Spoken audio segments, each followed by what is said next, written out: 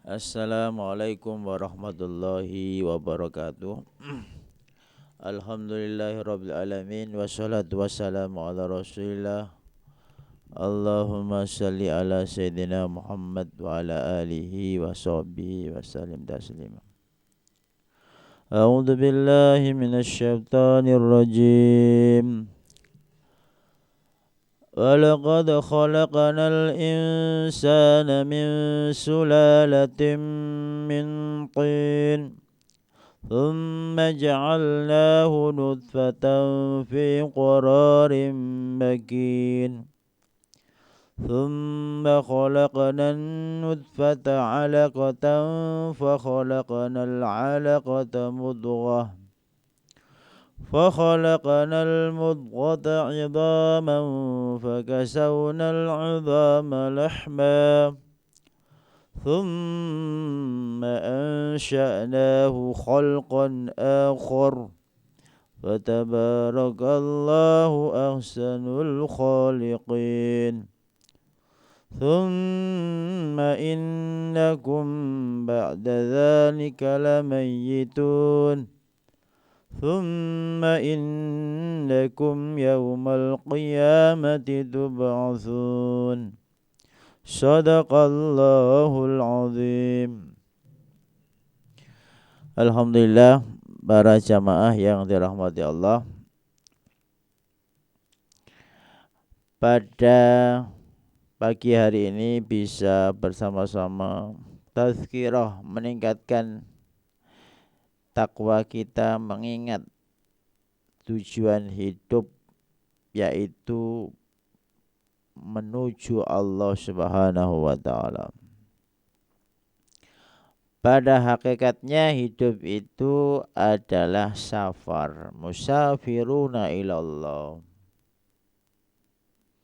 Hidup itu hakikatnya hijrah, selalu berpindah dari keadaan satu ke keadaan yang lain, tidak bisa tetap. Karena safar menuju akhirat ini ketetapan Allah, semuanya akan safar. Itu pilihan Allah. Yang jadi pilihan kita adalah mengambil bekal untuk sampai tujuan. Di jalan itu butuh bekal supaya sampai tujuan. Kalau bekalnya cukup, ya sampai tujuan surga, ketemu Allah. Kalau bekalnya enggak cukup, ya tidak sampai. Maka safar kepada akhirat itu adalah ketetapan Allah. Semua pasti safar. Inna lillahi wa inna ilaihi raji'un. Sehebat tingginya awan membumbung ke atas, suatu saat pasti akan jatuh ke tanah, kembali ke air, karena asalnya air menjadi uap ke atas. Janganlah sombong, pasti suatu saat akan jatuh ke bawah, kembali ke asal muasalnya. Seperti kita yang diingatkan Allah, walaqad khalaqnal insana min sulalatin min tin. Sungguh kami ciptakan manusia dari saripati, tanah liat. Itu proses tanah liat, itu proses pertama, diambil saripatinya. Tsumma ja'alna nutfatan fi qararin makin. Proses kedua. Yang pertama adalah kisah ayahanda Nabi Adam alaihissalam. Yang kedua kisah Bani Adam. Summa ja'alnahu nutfatan fi qararin makin. Nutfah, di dalam tempat yang sangat kokoh, rahim. Itu proses kedua. Proses ketiga, summa khalaqnan nutfata 'alaqah. Hijrah lagi nih, pindah safar dari sulalah menuju nutfah, nutfah menuju 'alaqah. Alaqah adalah darah. segumpal darah. Fa khalaqanal 'alaqata mudghah. Kemudian hijrah lagi yang keempat, hijrah kepada mudghah. Mudghah itu qit'atu lahmin, segumpal daging. Fa khalaqanal mudghata 'idhama. Kemudian dijadikan Allah dari daging tadi apa? Idhaman, tulang. Itu proses kelima. Kemudian proses keenam, fakasaunal idhama lahma. Kemudian tulang itu dibungkus sama Allah dengan daging. Yang terakhir, thumma ansha'nahu khalqan akhar. Bahwasanya diciptakan Allah manusia setelah ditiupkan roh. Fatabarakallahu ahsanul khaliqin.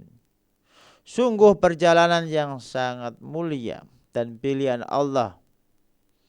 Kita dijadikan manusia untuk hadir di bumi ini. Eksis di bumi ini dalam rangka melihat ayat-ayat Allah, baik yang kauniyah yaitu alam raya sebagai tanda wujudnya pencipta alam raya Allah, maupun ayat Qur'aniyah yang sedang kita baca. Fatabarakallahu ahsanul khaliqin. Summa innakum ba'da dzalika lamayyitun. Kemudian sesungguhnya kalian setelah itu akan mati, semuanya akan mati. Lamayyituna, akan meninggal jadi mayat. Maka yang paling inti dari manusia ini adalah substansinya, yaitu ruhnya. Bukan casingnya. Casingnya adalah jasad ini. Karena casing pasti mati. Dulu kita pernah menjadi anak kecil.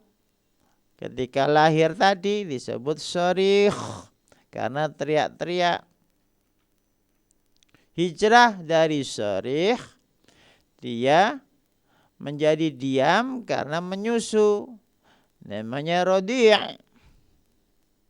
Hijrah lagi setelah 2 tahun nyusu, kemudian disapih sama ibunya, namanya Fatim, hijrah. Setelah dia sudah Fatim disapih, kemudian anak kecil ini merangkang, disebut sobi, soba, yasbu, sobiyun. Setelah sobi disebut dengan tiflun. Ada bustanul atfal, itu raudatul atfal, masuk TK. Kemudian disebut dengan ghulam. Ghulam ya seusia SD, ghulam.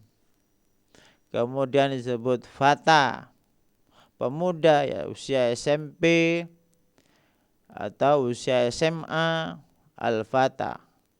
Kemudian besar disebut syab atau syabab jamaknya, yaitu pemuda, yaitu masa SMA, masa kuliah disebut syabab. Di bawah usia 40 tahun syabab. Kalau sudah 40 tahun disebut dengan rajul, disebut orang. Hatta idza balagha 40 sanah qala rabbi auzi'ni an ashkura ni'mataka allati an'amta alayya. Al-ayat. Ini ada hijrah menuju rajul. Kalau sudah rajul, sudah punya anak dewasa, itu rajul, kemudian menjadi syaikhun. Syaikhun itu orang tua, 60-an tahun, 70-an tahun. Habis itu hijrah, na'udzubillah. Pada umumnya ini haram. Haram itu pikun, seperti anak kecil lagi. Summa radadnahu asfala safilin. Habis itu mayyitun. Mayyitun itu calon mayat. Maitun sukun, sudah mati jenazahnya. Mayyitun calon mayat. Kalau sudah 90-80 itu mayit. Kalau sudah mati maitun. Hurrimat alaikumul maitah. Sukun itu sudah mati. Karena sukun itu tenang. Tasydid proses yang berat akan mati. Lah mayit itu hijrah. Hijrah fisik yaitu perpindahan. Safar juga itu safar. Safar-safar tadi itu sebuah ketetapan Allah. Cuma yang jadi pilihan kita adalah bekalnya apa. Setiap fase-fase tadi, fase dari rahim kemudian ke alam bumi ini mencari bekal. Alam akhirat lebih panjang lagi karena ada barzah, ada ba'as, ada mahsyar, ada hisab, ada kitab, ada mizan, ada sirat, ada kintor. Lebih panjang dan hidup di bawah tanah sana. Orang tua kita, mbah-mbah kita ini lebih lama daripada kita hidup di bumi ini. Maka perlu bekal yang sangat banyak, yaitu amal soleh, ketaat pada Allah Subhanahu wa taala. Intinya ayat ini mengajarkan bahwasanya safar adalah sebuah ketetapan Allah. Al-musafiruna ilallah, kita ini safar pada Allah. Sampai itu kalau sudah mati, maka tidak boleh menghakimi orang yang masih safar. Di dalam perjalanan tidak boleh kita marah-marah. Kenapa? Mungkin saja dia sadar kembali safar pada Allah. Artinya bertaubat. Jadi tidak bisa menghakimi seseorang dalam hidup ini, tidak bisa. Karena belum final. Finalnya adalah al-mautu, kematian. Ayat ini menjelaskan tentang madahir qudratillahi wa ilmihi wa hikmatihi. Ayat ini tentang penciptaan manusia, menjelaskan tentang kekuasaan Allah dan pengetahuan Allah, ilmu Allah dan hikmah atas penciptaan itu.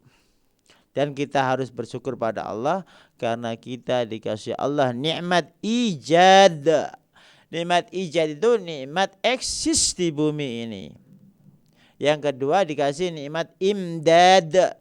Dikasih Allah banyak alat untuk menuju kepadanya. Bisa pakaian, bisa sarana rumah, bisa sarana kendaraan, bisa pasangan, bisa anak, kesehatan. Semuanya itu adalah nikmat imdad.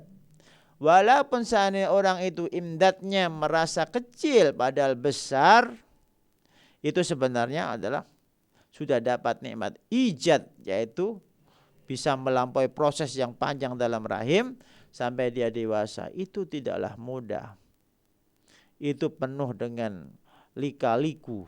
Maka bersyukur pada Allah kita sampai sekarang ada di bumi ini, dikasih kesempatan untuk subhanallah walhamdulillah wala ilaha illallah Allahu akbar wala haula wala quwata illa billahil aliyyil azim.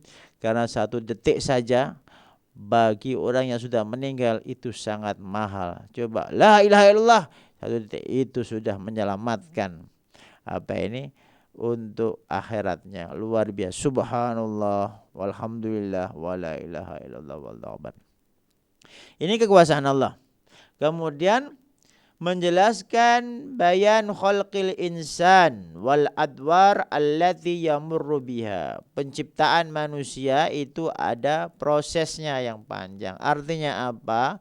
Allah saja mengajarkan kepada kita menciptakan manusia itu penuh dengan proses. Berbeda penciptaan malaikat. Malaikat cukup kun fayakun. Api kun fayakun. Surga kun fayakun. Tetapi manusia itu prosesnya panjang. Dan diciptakan dengan tangan Allah. Maha suci Allah dari persamaan. Asli diciptakan oleh Allah langsung. Dan ada prosesnya. Allah ngajari kita bahwasanya segala sesuatu itu harus sabar. Karena perlu proses. Jangan juk-ujuk tadi. Kalau juk-ujuk tadi nanti kecewa. Ini perlu ada memahami atwar khalqil insan, ada proses penciptaan manusia. Ini ngajarkan kepada kita supaya kita itu juga memahami proses kita hidup di bumi ini belum final, masih proses, maka jangan mencela orang lain. Bisa jadi yang kau cela itu akhir hidupnya husnul khotimah. Bisa jadi yang mencela itu merasa baik, akhir hidupnya su'ul khotimah. Karena tergantung pada awal niat masing-masing. Sebagaimana kalau niatnya tulus di awal, akhiri Allah dengan ketulusan juga. Yang ketiga, bayan ma'alil insan ba'da khalqihi. Menjelaskan tentang pos terakhir dari penciptaan manusia. Apa? Kematian. Summa innakum ba'da dzalika lamayitun. Ujung-ujungnya adalah kematian. Maka kita harus bisa mengelola antara dilema kehidupan ini, antara suruh bekerja seakan-akan kita hidup selamanya, dan kita suruh ingat mati seakan-akan hidup selamanya dalam kerja. Kalau ibadah besok atau habis sholat mati. Jadi ini ada dilema antara hidup dan mati. Tugas kita mengambil keseimbangan antara hidup dan mati ini sebagai modal mengelola, meramu presentasi dari masing-masing, dijadikan keseimbangan sikap menjadi hamba yang terbaik. Bayan ma'al insan ba'da khalqihi, semuanya akan mati. Semua yang ada di sekitar kita ini, makhluk pokoknya semuanya adalah temporer. Bahagia di bumi ini temporer, sedih di bumi ini temporer, istri temporer, suami temporer, anak temporer. Semuanya itu terbatas oleh waktu. Bahkan akal kita saja itu terbatas oleh ruang wawasan kita. Akal kita terbatas oleh waktu. Makanya tidak boleh menghakimi seseorang dengan persepsi Anda saja. Kenapa? Jangan-jangan yang nyampe pada Anda itu ilmu-ilmu yang terbatas, Anda belum tahu yang lainnya. Maka perlu diskusi, musyawarah, komunikasi, silaturahmi, husnudzon. Itu penting sekali. Yang keempat adalah taqrir aqidah al-ba's wal jaza' allati ankaraha al-mulahidah wal musyrikun, bahwasanya kehidupan akhirat itu pasti ada. Karena logikanya begini, kalau orang mencuri miliaran, triliunan itu hanya dipenjara, bahkan tidak ditangkap, bahkan bebas melancong ke Singapura. Sedangkan Pak Min itu mencuri ayam saja digebukin sampai mati. Logikanya kalau nggak ada pengadilan akhirat, nggak akan adil. Karena pengadilan di bumi ini penuh dengan rekayasa, penuh dengan manipulasi undang-undang yang menguntungkan pihak-pihak tertentu. Maka tidak adanya keadilan, pengadilan akhirat itu tidak mungkin. Pasti ada. Sebab kalau kita menuruti pengadilan bumi saja, maka tidak tercipta keadilan yang sebenarnya. Karena banyak diganggu oleh hawa nafsu, kepentingan-kepentingan kelompok tertentu. Kemudian walaqad khalaqna fawqakum sab'a tara'iqa wa ma kunna 'anil khalqi ghafilin. Kita dalam momen tahun baru Hijriah, yaitu 10 awal Dzulhijjah akan masuk 11 Dzulhijjah, maka kita ingat bahwasannya maksud saya Muharram adalah kenikmatan dari Allah. Inna iddatash syuhuri indallahi 12 syahrun fi kitabillah. Bahwasanya ada 12 bulan dalam satu tahun itu. Di antara 12 bulan itu 4 bulan-bulan utama, Yang pertama awal tahun namanya Muharram. Kemudian di pertengahan namanya Rajab. Kemudian di akhir namanya Dzulqa'dah dan Dzulhijjah. Maksudnya apa? Bulan-bulan ini siapa berbuat kebaikan dilipat gandakan. Siapa berbuat kemaksiatan dilipat gandakan dosanya. Maka Muharram ini perbanyak amal-amal soleh karena lipat gandakan. Kenapa di awal tahun 1? Tandanya niatkan setiap amal aktivitas di awal-awal itu dengan kebaikan. 1. Tapi di akhir ada Dzulqa'dah, Dzulhijjah, maksudnya sebelum kita meninggal, sebelum kuota kita habis, sebelum usia kita habis, di akhir-akhir hayat kita, kita tingkatkan lebih dahsyat 2 kali lipat daripada di awal tadi. Awalnya tadi Muharram, endingnya 2, Dzulqa'dah dan Dzulhijjah.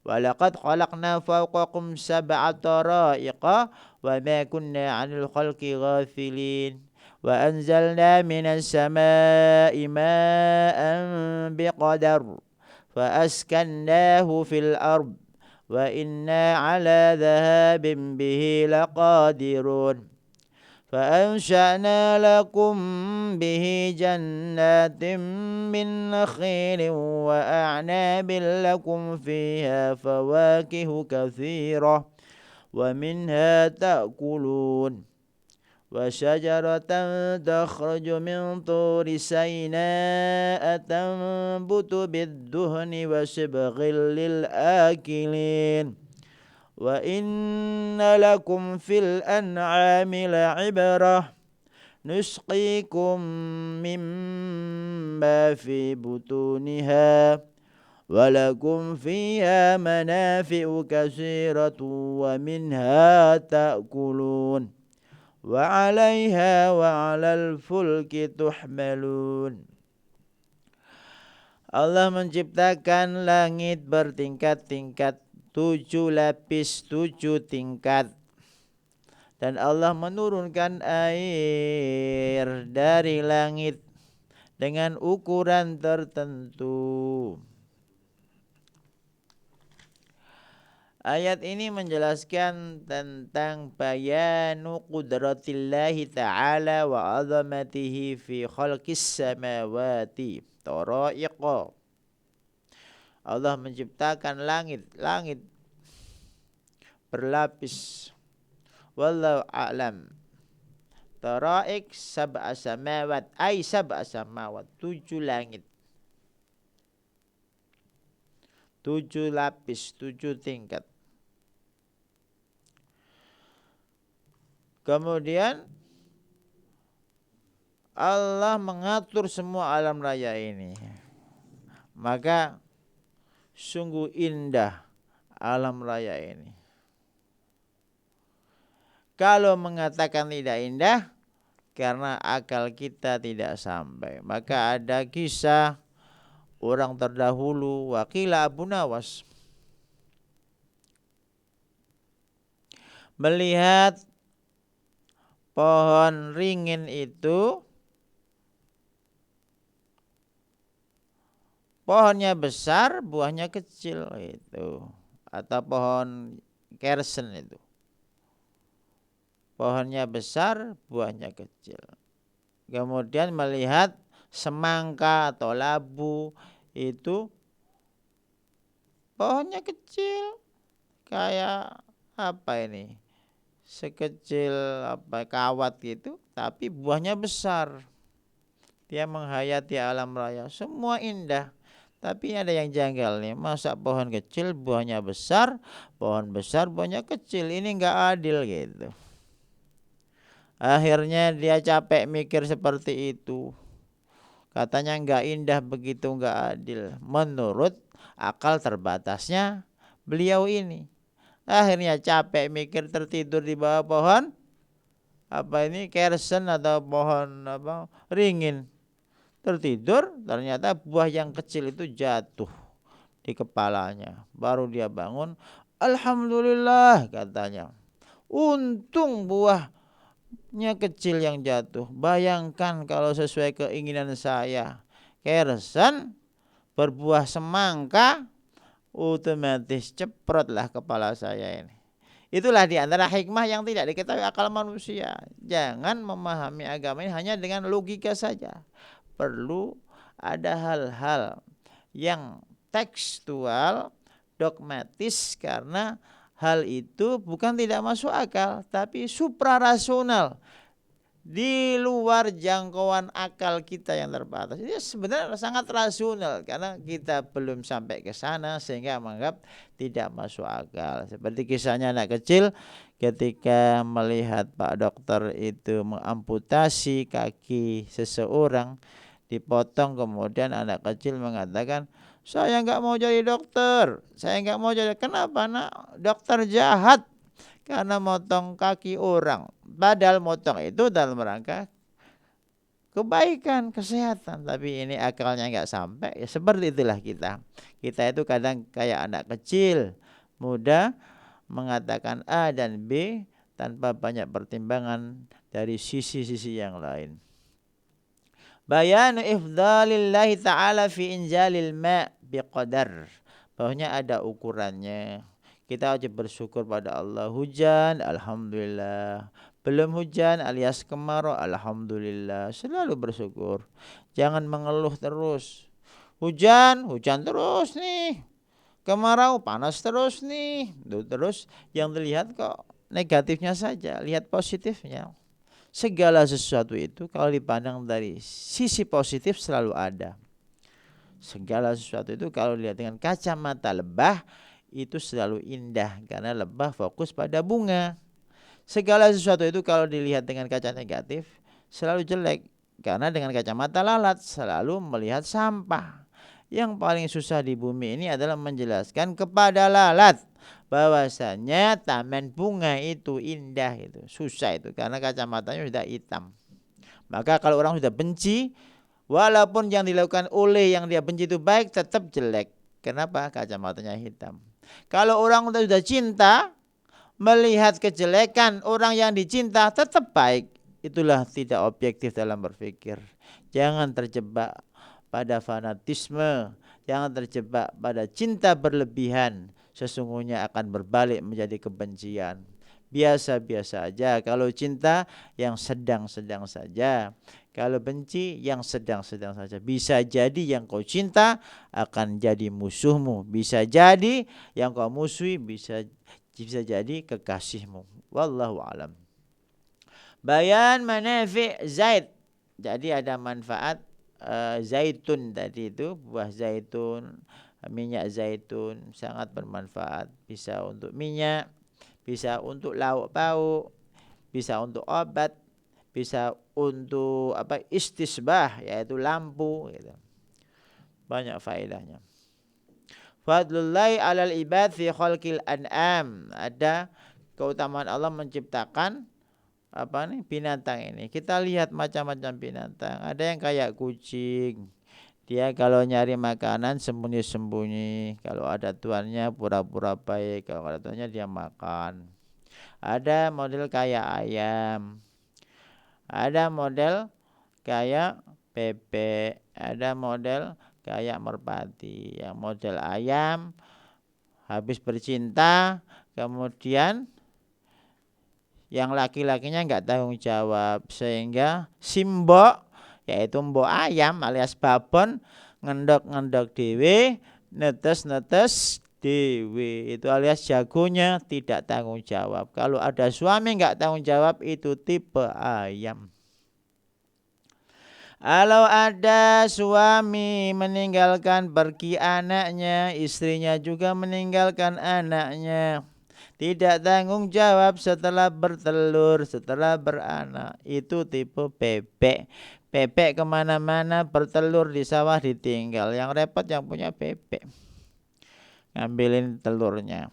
Itulah orang yang berumah tangga tetapi enggak tanggung jawab pada anaknya, berarti seperti bebek. Itu hanya pelajaran dari alam. Tapi lihat merpati itu. Merpati setia di mana-mana, tidak ada gantinya. Gantian kalau yang kermin ini diganti. Makanya kalau ada undangan pernikahan itu gambarnya burung merpati apa ayam atau bebek. Jangan salah gambar, bahaya. Itu adalah sebuah doa. Merpati adalah kesetiaan. Ya, itu makanya Allah menciptakan binatang itu sebagai ibrah. Bisa buat kendaraan, ada kapal-kapal, ada macam banyak ciptaan Allah. Kalau kita lihat itu penuh dengan pelajaran. Lihatlah kelapa itu yang nanam mbah kita. Umurnya itu puluhan tahun. Yang nanam itu enggak menikmati buahnya. Berarti orang yang nanam itu adalah visioner gitu. Luar biasa.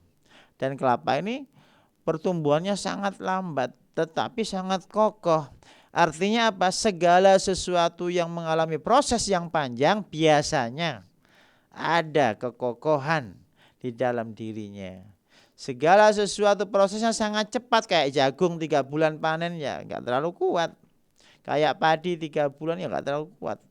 Tapi namanya jati atau kelapa itu puluhan tahun sehingga kuat sekali. Wujubu syukrillahi ta'ala ala in'amihi. Kita harus bersyukur pada nikmat Allah. Kalau lagi senang katakan alhamdulillahilladzi bi ni'matihi tatimmus sholihat. Kalau lagi enggak cocok, padahal itu nikmat, mungkin kita enggak pas dalam keadaan tertentu, dalam pemberian tertentu dari Allah, katakan alhamdulillah ala kulli hal. Itu pelajaran tentang safar-safar kita, baik safar biologis yaitu fase perjalanan fisik, juga ada safar maknawiyah yaitu fase perjalanan dari kebodohan kita menuju ilmu, ilmu menuju faham, faham menuju amal, amal menuju dakwah, dakwah menuju istiqamah sampai husnul khotimah. Ini spiritualnya masuk ke alam barzah, masuk ke alam ba'as, masuk ke alam hisab, kemudian dibagi kitab, masuk alam mizan, masuk alam sirat, kemudian masuk kintarah, kemudian masuk surga. Allahumma amin. Dan fase-fase itu adalah harus kita lewatin semuanya. Cuma yang dibutuhkan adalah sikap dalam setiap fase itu. Maka perjalanan manusia ini diantara biologisnya, diantaranya adalah tulul umri ni'mah, yaitu panjang usia ini nikmat dari Allah. Bisa jadi nikmat, bisa jadi hujjah. Nikmatnya karena usia tadi digunakan kebaikan. Hujahnya dikasih kesempatan hidup malah disia-siakan. Ditanya sama Allah, fursah untuk kebaikan, kalau dipakai ketaatan itu jadi nikmat. Tapi kalau disia-siakan bisa jadi hujjah kelak di akhirat. Dikasih usia panjang, dikasih kesehatan, malah digunakan kemaksiatan. Ibaratnya ada orang kaya ngasih modal, modalnya ini uang banyak, dihambur-hamburkan, dibuang. Allah ngasih usia di bumi ini untuk usaha. Usaha itu investasi supaya kelak di akhirat panen.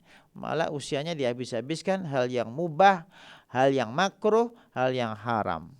Tidak melaksanakan yang sunnah atau yang wajib. Jadi nikmat Allah begitu besar, dan terutama nikmat kesempatan dan nikmat kesehatan. Nikmatani maghburun fi makasirun minan nas, as-sihhatu wal farah. Subhanallah walhamdulillah wa la ilaha illallah wa akbar. Dan saya ingatkan, karena dunia ini sangat sebentar, akhirat sangat panjang, butuh bekal yang sangat banyak, maka dalam kesempatan hidup di bumi ini selalu koneksikan diri kita dengan Allah dalam kondisi apapun.